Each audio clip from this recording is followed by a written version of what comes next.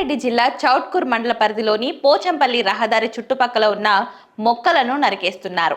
ప్రభుత్వం అత్యంత ప్రతిష్టాత్మకంగా చేపట్టిన తెలంగాణకు హరితహారం కార్యక్రమం ద్వారా పచ్చదనాన్ని పెంపొందించాలని చూస్తుంటే, మరోవైపు క్షేత్రస్థాయిలో అక్రమ నరికివేతలు దారుణంగా పెరిగిపోతున్నాయి. సంగారెడ్డి జిల్లా చౌట్కూర్ మండల పరిధిలో ఏళ్ల తరబడి ఎంతో ప్రకృతిని అంటిపెట్టుకుని పెరిగిన చింత, వేప, కానుగ తదితర మహావృక్షాలను కొందరు అసాంఘిక శక్తులు యథేచ్ఛగా నేలకూలుస్తున్నాయి.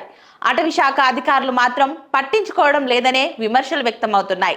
గ్రామాల్లోనే కాకుండా శివారు ప్రాంతాల్లోనూ కొందరు కలప వ్యాపారులు యథేచ్ఛగా చెట్లను నరికి లారీలు, ట్రాక్టర్లలో తరలించి సొమ్ము చేసుకుంటున్నట్లు స్థానికులు ఆరోపిస్తున్నారు.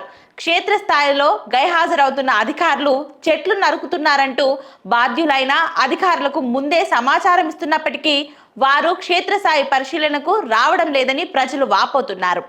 అధికారుల పర్యవేక్షణ లోపం వల్లే అక్రమ నరికివేతలకు అదుపు లేకుండా పోతుందని, ఇదే పరిస్థితి కొనసాగితే రాబోయే రోజుల్లో పర్యావరణ సమతుల్యత దెబ్బతింటుందని హెచ్చరిస్తున్నారు.